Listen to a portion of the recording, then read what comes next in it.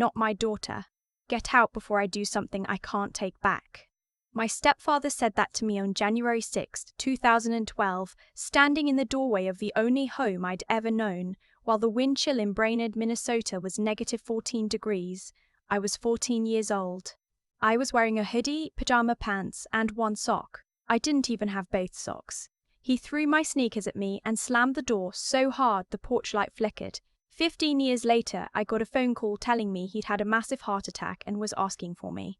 Funny how people find your name when they're running out of heartbeats. I'm Kiera. I'm 29 now. I live in Charlotte, North Carolina, where January means maybe wearing a light jacket, not risking frostbite walking to the mailbox. I'm a program manager at healthcare nonprofit. I have a dog named Biscuit who weighs 11 pounds and thinks he's a wolf. I'm engaged to a man named Emmett who builds houses for a living and cries at dog food commercials. My life is good. My life is good. My life is really, genuinely good. But every time the temperature drops below 20, my hands shake, not from the cold, from the memory of standing on that porch with one sock, watching my breath turn to fog, and realizing that nobody inside that house was coming back to save me. Let me take you back. My mother, Anita Ashby, died in September 2009, ovarian cancer. She was 38. I was 11. She went from making her famous banana pudding at the church potluck to a hospital bed in 4 months. Cancer didn't care about her banana pudding, or her laugh, or the way she sang off-key to Stevie Wonder while mopping the kitchen floor. Cancer took what it wanted and left me with a bedroom full of her perfume bottles and a grief so heavy I couldn't stand up straight. Before she died, my mother did 2 things that would matter more than I knew. First, she set up a trust funded by her life insurance. $55,000, held until I turned 18. Not a fortune, but it was everything she could leave me. A safety net from a mother who knew she was running out of time. Second, she married Garrett Holt. He was a mechanic. Solid guy, or so everyone thought. Big hands, quiet voice, the kind of man who fixed things around the house without being asked. They'd been dating 2 years before the diagnosis, got married 3 months before she died because she wanted to make sure I had a legal guardian. She trusted him to take care of me. That might have been the only bad decision she ever made. Garrett had a son from his first marriage. Landon was 5 years older than me, 19 when everything fell apart. Tall, good-looking, the kind of guy who smiled at you like you were the most important person in the room and then talked about you the second you turned around. He dropped out of community college after 1 semester and was living at home, working part-time at an auto parts store and spending the rest of his time on his phone doing what he called day trading. It was online poker. I found that out later. After my mother died, Garrett did his best. For about 6 months. He cooked dinner, checked my homework, drove me to school. Then something shifted. The effort drained out of him like water from a cracked glass. He started working double shifts at the shop, started letting Landon handle things around the house, started trusting his son the way my mother had trusted him, completely and without verification. And Landon stepped right into that vacuum. He became the responsible one, the one who grocery shopped and paid the electric bill and reminded Garrett when my school conferences were. Garrett thought his son was holding the family together. What Garrett didn't see was that Landon was building a cage, and I was the one inside it. It started small, the way it always does. My library books disappeared. My homework went missing from my folder overnight. I'd find my backpack moved, my desk rearranged, small things I couldn't prove and couldn't explain. Landon would shrug, that easy smile on his face, and say, maybe I was just stressed, maybe I was forgetting things. Grief does that, you know. He went to my teachers. Told them I was struggling, that I'd been acting out at home, that he was worried about me. Built a reputation for me I didn't even know existed. When my grades dipped because my homework kept vanishing, nobody questioned it. Poor girl lost her mother. Of course she's having trouble. I tried to tell Garrett once, sat at the kitchen table and laid it out, every missing assignment, every shifted item, every time Landon had said something about me that wasn't true. Garrett looked at me the way you look at a child, telling you there's a monster under the bed. Landon's been keeping this family running since your mother passed, he said. Maybe show some gratitude instead of making up stories. I learned to stop talking after that, kept my head down, counted the days until I turned 18 and could leave. 4 more years. 1,461 days, I started crossing them off on a calendar hidden in my closet. I didn't know I'd only make it to day A212. See, there was the money. My mother's $55,000 sitting in a trust account at First Federal, growing interest, untouchable until my 18th birthday. Unless something happened to me, the trust had a provision, something my mother's lawyer had included as a safeguard. If I was declared legally incapacitated or placed in a state facility before turning 21, a court-appointed family guardian would manage the funds on my behalf. Landon owed money. A lot of it. His day trading had gone exactly the way online poker goes for most people. Badly.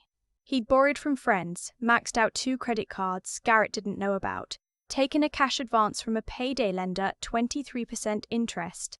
He was $20,000 in the hole and sinking fast. His girlfriend Savannah wasn't helping. She had a taste for things neither of them could afford and a talent for convincing Landon that the next hand would be the one that turned it all around. $55,000. That's what I was worth to my stepbrother.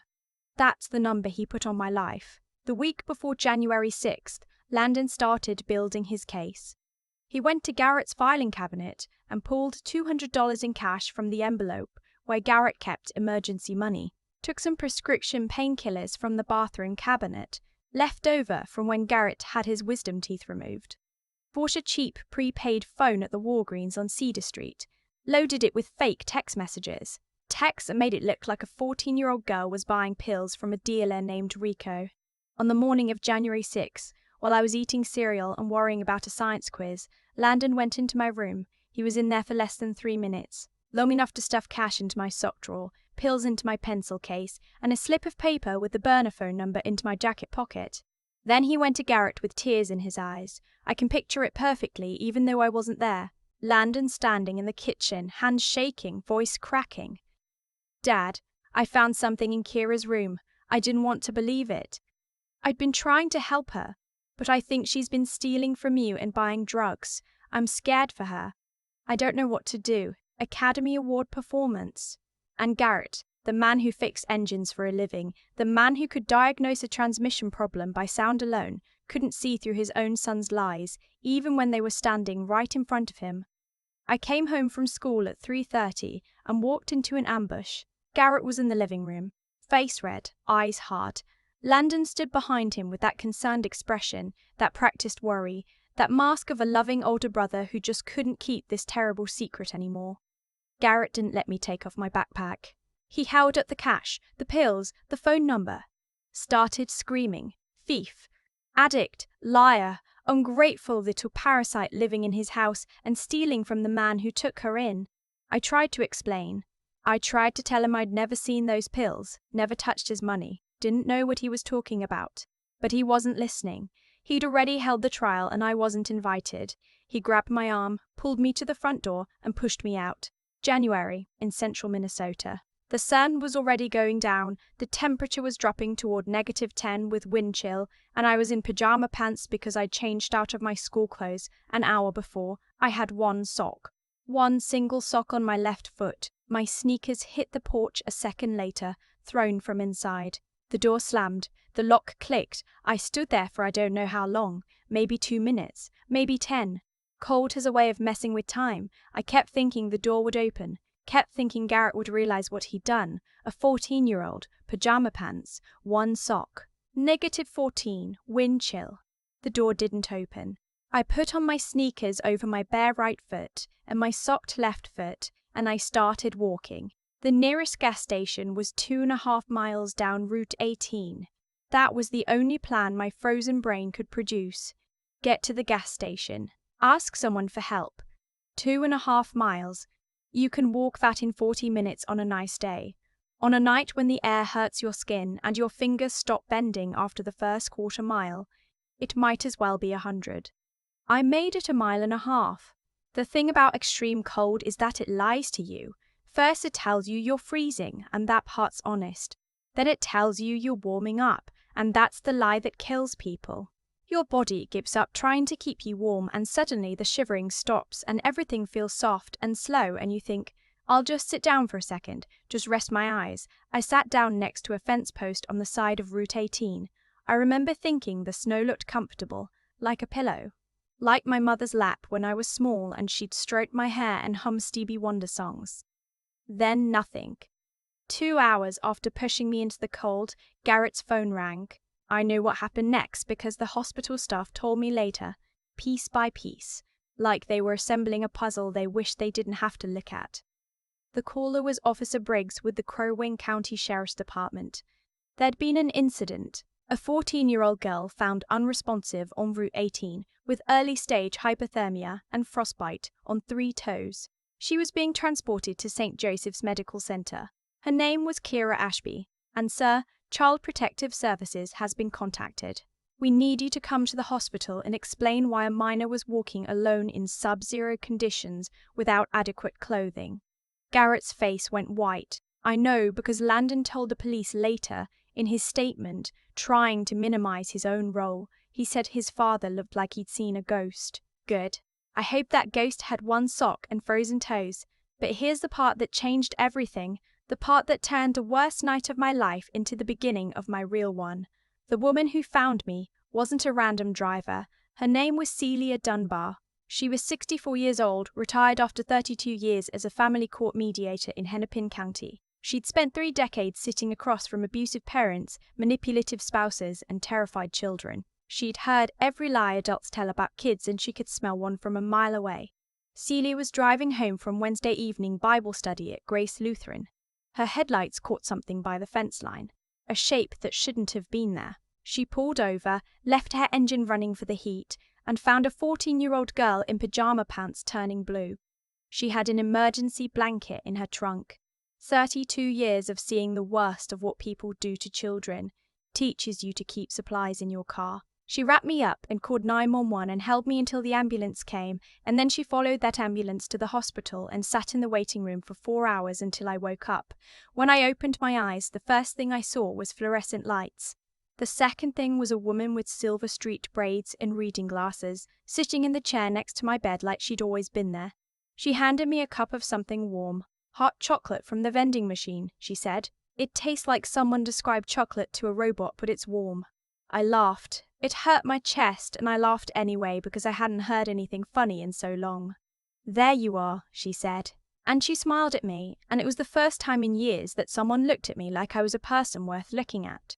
Now, you want to tell me why I found you freezing to death in your pajamas on a Tuesday night. So I told her everything. Not just that night, but all of it. The missing homework, the lies to my teachers, the way Landon had built a prison around me, one invisible bar at a time, the money and the pills, and the look on Garrett's face when he chose his son's lie over my life. Celia listened without interrupting, not once. When I finished, she took off her reading glasses and cleaned them on her sleeve, which I would learn was something she did when she was thinking hard. Then she said 5 words that put a floor under my freefall. I believe you. All of it. Nobody had said that to me in 3 years. Nobody. I didn't even know how badly I needed to hear it, until the words hit me and I started crying so hard the nurse came in to check my vitals. Things moved fast after that. The hospital called police.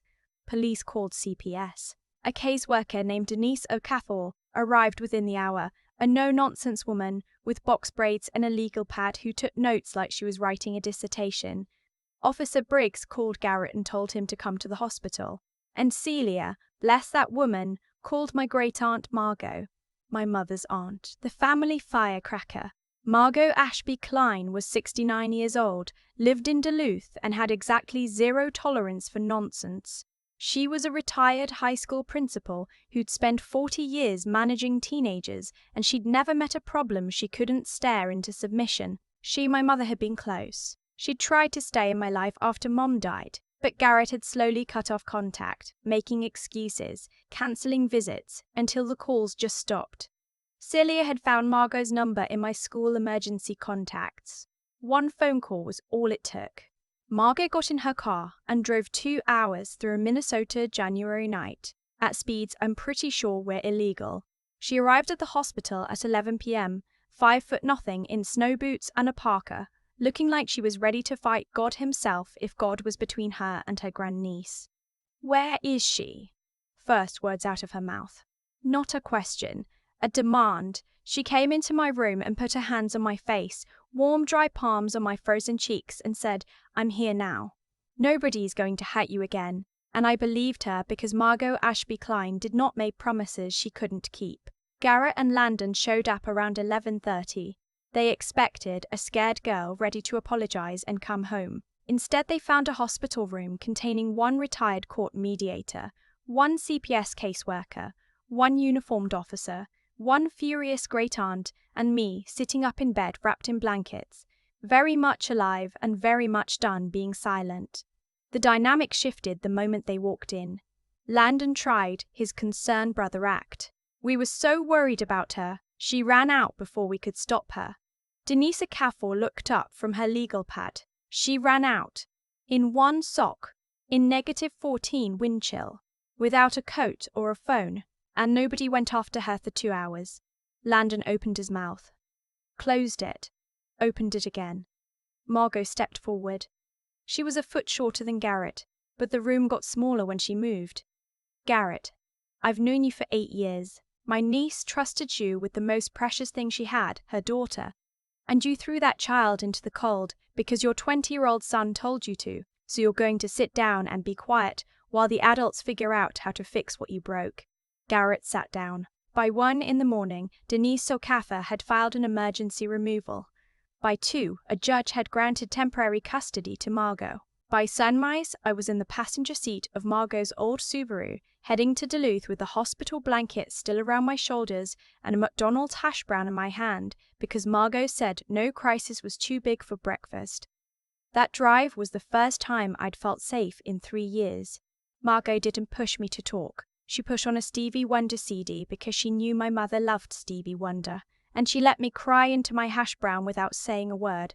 Some people know when to talk and when to just be there. Margot always knew, but the story wasn't over, not by a long shot. Denise Okafor was not the kind of caseworker who checked boxes and filed reports. She was the kind who pulled threads. And once she started pulling Landon's carefully constructed story apart, the whole thing unraveled like a cheap sweater. It started with the cash. $200 found in my sock drawer. Garrett said it proved I'd been stealing from his emergency fund. Denise checked. Garrett kept his emergency cash in a filing cabinet in the den. The only people with keys were Garrett and Landon. I didn't even know the filing cabinet existed. Then the pills. Prescription painkillers, Vicodin, prescribed to Garrett Holt after oral surgery in October 2011. The prescription was for 30 tablets. Garrett said he'd taken maybe 15 and put the rest in the bathroom cabinet. Denise called the pharmacy and confirmed the prescription. Then she counted the pills in my pencil case. 12. She counted the pills remaining in the bathroom cabinet. 0. 15 taken by Garrett plus 12 planted in my room equaled 27. 3 pills missing from a bottle of 30. Care to guess where they went? Landon's medicine cabinet. His girlfriend Savannah confirmed it months later. He'd been taking them recreationally, but the real breakthrough came from the burner phone, the prepaid cell purchased at the Walgreens on Cedar Street on January 2nd, 4 days before I was kicked out.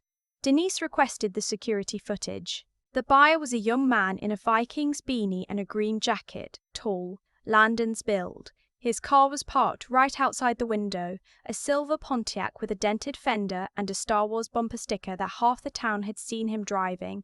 Here's the thing about being a criminal mastermind. You actually have to think about security cameras. Landon bought the phone 4 blocks from his gym, wearing his favorite jacket, driving his only car. He didn't even pay in cash. He used his debit card, his debit card, his debit card, to buy a phone he was going to use to frame his 14-year-old stepsister. Some people play chess. Landon played checkers with half the pieces missing. And then Denise dug deeper. Because good investigators don't stop when they find what they're looking for. They keep digging to see what else is buried. What she found made the stolen cash look like pocket change. Over the previous 18 months, someone had been accessing Garrett's bank account through his online portal. Small transfers at first. $50 here, $75 there, moving money to an external account that belonged to one Landon M. Holt. Total amount transferred, just over $12,000. Landon had been bleeding his own father dry for a year and a half. Poker losses, payday loan payments, a weekend trip to Savannah's parents' lake house, a set of rims for his Pontiac. $12,000 in tiny increments, each one small enough that a man who didn't check his statements carefully would never notice. But the transfers were accelerating, the amounts getting bigger. It was only a matter of time before Garrett noticed, and Landon needed a scapegoat. He needed someone to blame, someone nobody would believe, someone he could get rid of before the trail led back to him. He needed me gone, and if getting me institutionalized for substance abuse meant a concerned stepbrother could petition to manage my trust fund, well, that was just a bonus. $55,000 on top of everything else. Landon wasn't just framing me. He was trying to rob me of my mother's last gift. Margot hired a lawyer, Philip Stearns, 71 years old, retired but willing to come back for this one. He'd known my mother since she was a teenager, worked with Margot on school board issues for years. When Margot explained what had happened, Philip didn't say anything for a long time. Then he said, "I'll have the paperwork filed by morning." And he did. Philip moved fast. Permanent guardianship petition, civil suit against Landon, emergency protection of my trust fund with court oversight. He filed everything with the precision of a man who'd been practicing law for 45 years and had never once missed a deadline. Meanwhile, Landon's world was falling apart. Savannah, it turned out, was not the ride-or-die partner he thought she was. When Denise Okafor showed up at our apartment with pointed questions about Landon's finances, Savannah did the math very quickly. She was 21 years old. She was not going to prison for a guy who owed money to a payday lender. She cooperated fully, gave Denise access to text messages between her and Landon, texts that showed the planning, the timing, the deliberate cruelty of what they'd done. One message, sent the morning of January 6th, stood out. Landon to Savannah, planted everything. Dad's gonna lose it. She'll be out by tonight. Savannah's reply, make sure she can't talk her way back in. Landon, trust me, he already thinks she's a thief. This is just the proof he needs. Calculated. Premeditated. Written down in black and white like they were planning a surprise party instead of destroying a child's life. The hearing was set for April 2012. 3 months of preparation. 3 months of Philip Stearns building a case so airtight you could store leftovers in it. 3 months of me living with Margot in Duluth, learning what it felt like to come home to a house where nobody was plotting against me. Margot's house had rules. Dinner at 6:30, dishes done before dessert, and if you left wet towels on the bathroom floor, she'd lecture you about personal responsibility until you wished you'd never been born. She was strict and warm and exactly what I needed. She enrolled me in a new school where I made friends, real ones, for the first time since my mother died. I started seeing a therapist. I started sleeping through the night. The day of the hearing, I woke up at 5 a.m. and threw up from nerves. Margot held my hair back, gave me ginger ale and said, "You survived January in your pajamas. A courtroom's got heating." I loved that woman more than I could ever express. The courtroom was small, wood paneling, fluorescent lights, an American flag in the corner. Landon sat on the other side where the public defender had met that morning. He looked thinner than I remembered. The confidence was gone. Without his father's house and his father's money and his father's blind faith, he was just a broke kid in a borrowed suit with a gambling problem and no plan B. Garrett sat alone in the gallery. He looked like he hadn't slept in 3 months, which he probably hadn't. Philip Stearns presented the evidence like he was conducting a symphony. The bank records showing Landon's transfers, the Walgreens footage showing Landon buying the burner phone with his own debit card, in his own car, in his own favorite jacket, the pharmacy records, the text messages between Landon and Savannah, 18 months of theft documented transaction by transaction. When it was Landon's turn to testify, he tried to maintain the act. "I was just trying to help my dad. I was worried about Kiera." The prosecutor showed him the text message. Planted everything. Dad's gonna lose it." Landon stared at his own words on the screen. His public defender looked at the ceiling. "Can you explain this message, Mr. Holt?" Silence. The kind of silence that sounds like a future collapsing. They called Garrett next. He had to explain why he threw a 14-year-old into sub-zero temperatures without a coat, without a phone, without checking whether any of the accusations were true. His voice broke 6 times in 10 minutes. He kept saying, "I trusted him. He's my son." I thought he was telling the truth. Judge Whitfield was a 62-year-old woman who'd spent 30 years in family court. She'd heard every excuse, every justification, every version of, "I didn't know." Her response carved through the courtroom like a blade. "Mr. Holt, trust does not absolve you of responsibility. You are the adult. She was the child. You expelled a 14-year-old minor into life-threatening weather conditions based on unverified claims made by a 20-year-old with $12,000 of your own money in his bank account. You did not investigate. You did not question. You did not even let her put on a coat. That is not a failure of judgment. That is a failure of humanity." Garrett put his head in his hands. I almost felt sorry for him. Almost. But then I remembered the one sock and the feeling went away. Landon's sentence came down hard. Felony theft and fraud charges. 3 years supervised probation because he cooperated and had no prior record, but felony convictions on his permanent record. No working in finance. No positions of trust. No contact with me for 5 years. Full restitution of the $12,000 stolen from Garrett, and the $200 planted to frame me. Community service. Mandatory gambling addiction treatment. Savannah got a lesser charge for her cooperation. Last I heard, she moved to Arizona and never looked back. Garrett lost all guardianship rights permanently. He was ordered to fund my therapy and educational expenses through age 21. My trust fund was locked down with triple oversight, so tight a mouse couldn't get a crumb. Then Judge Whitfield turned to me. "Miss Ashby, the adults in your life failed you catastrophically, but you are sitting in this courtroom today because one stranger stopped her car on a frozen road and because one great aunt drove through the night to reach you. You survived not because the system worked, but because 2 women refused to let it fail. I am granting full permanent custody to Margot Ashby Klein. I wish you a life that looks nothing like your past." I wanted to say something meaningful, something quotable and powerful. What came out was, "Thank you, Your Honor." Sometimes that's all you've got, and it's enough. Walking out of that courthouse, Garrett tried to approach me. He took 1 step forward. Margot put her hand on my shoulder and said, without raising her voice, "Not today, Garrett. Not today, and not ever until she decides otherwise." We warped to Margot's Subaru. She started the engine, turned on the heat, and looked at me. "McDonald's?" she asked. "McDonald's," I said. We got Big Macs in the parking lot and ate them in the car with the seats reclined and Stevie Wonder playing on the stereo, and I thought, this is what family is supposed to feel like. 15 years passed. I graduated high school in Duluth with a 3.8 GPA and a scholarship to UNC Charlotte. I picked North Carolina because it was warm and far away from everything that had hurt me.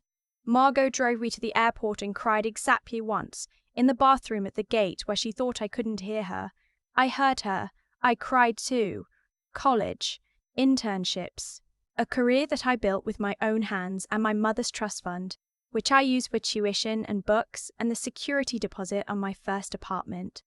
Every dollar spent felt like a conversation with her, like she was still providing for me, still looking out for me, from wherever she was. I met Emmett at a Habitat for Humanity build 3 years ago.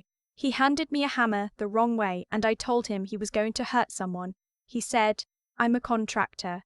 I think I know how to hand someone a hammer." Then he looked at the hammer and realized he'd given it to me head first. He turned red. I laughed. He asked me to dinner that night, and I said yes, because anyone who could be wrong and embarrassed and laughing about it within the same 10 seconds was someone worth knowing. We're getting married in October. Margot is 78 now, still sharp, still terrifying when she wants to be. She's planning the menu. There will be banana pudding, my mother's recipe, and if you don't have seconds, Margot will take it personally. Then the phone call came. Last month, a nurse at Lakeview Care Center in Brainerd. Mr. Holt had suffered a massive heart attack. He was stable but declining. He'd been asking for me. Not for Landon. For me. I sat with that information for a week. Talked to Emmett, who said he'd support whatever I decided. Talked to my therapist, who helped me figure out what I actually wanted instead of what I thought I should want. Called Margot, who said, "You don't owe that man a single thing, but you don't owe him your anger either. So do whatever sets you free."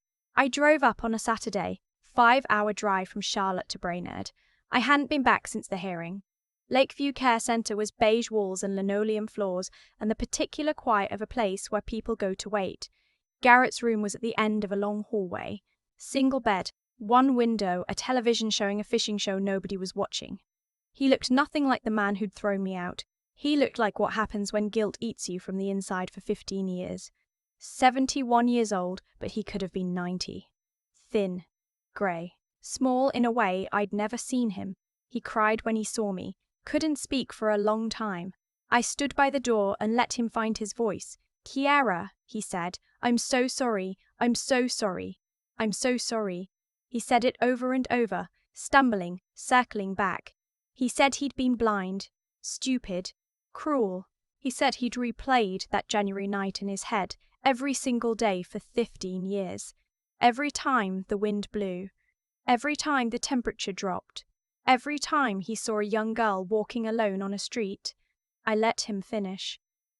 Then I sat down. "I forgive you," I said, "but I need you to understand what that means. It doesn't mean it's okay. It doesn't mean I've forgotten. It means I'm done carrying you around inside me like a stone. You're heavy, Garrett. You've been heavy for 15 years. And I'm putting you down." He nodded, tears running into the creases of his face. "You didn't throw me out because the evidence was convincing," I said. "You threw me out because I wasn't yours. I was her daughter, Anita's. And after she died, looking at me reminded you of everything you'd lost. Landon was yours. He was easy. He made you feel like a good father. I just made you feel grief. So when he gave you a reason to get rid of me, you took it. You didn't even let me put on a coat." He closed his eyes. "I know," he whispered. "I know. I stayed for 20 minutes. I told him about Charlotte, about my work, about Emmett. Surface things. Safe things." He listened like it was the last conversation he'd ever have, and maybe it was. When I got up to leave, a nurse stopped me in the hall. "You're his stepdaughter?" "The younger one." I nodded. "His son came by last month. Garrett refused to see him. Told us to send him away. Got pretty upset about it. Said he couldn't look at him anymore." I stood very still. After everything, after 15 years of being the one Garrett had thrown away, the one who wasn't his real child, the one who wasn't enough, he'd finally shut the door on Landon, the golden child, the biological son, the one he'd believed without question. It didn't heal anything. It was too late for that. 15 years and 3 frostbitten toes. Too late. But something shifted in my chest. Something I'd been carrying since I was 14 years old, standing on a porch in one sock, waiting for a door that never opened. I drove back to Charlotte with the windows down even though it was cool. Emmett was home when I got there. Biscuit was asleep on the couch in a position that shouldn't have been physically possible for an 11-pound dog. There was takeout on the counter, and a terrible action movie paused on the TV. "How was it?" Emmett asked. I leaned into him. He put his arms around me and didn't push. That's the thing about Emmett. He knows when to ask questions and when to just hold on. "I think I'm done," I said. "I think I can finally let it go. Some winters don't destroy you. They just redirect you. That January night, I lost a house, but I found my home. I lost a stepfather who didn't deserve my mother's trust, and I found a great aunt who earned it every single day. I lost a stepbrother who never saw me as family, and I found out what family actually means. October, we're having the wedding at Margot's house. Small ceremony, good food, banana pudding. Celia Dunbar is coming. She's 79 now, and she still keeps an emergency blanket in her trunk. She says old habits die hard. I say some habits save lives." And somewhere in Brainerd, in a beige room at the end of a long hallway, a man is watching fishing shows alone and living with what he did on a January night when he chose a comfortable lie over an inconvenient daughter. That's his weight to carry now, not mine. Not ever again. Thanks so much for watching. More of my most gripping stories are already on your screen. Click one now and don't miss the best part. You will love it. See you in the next story.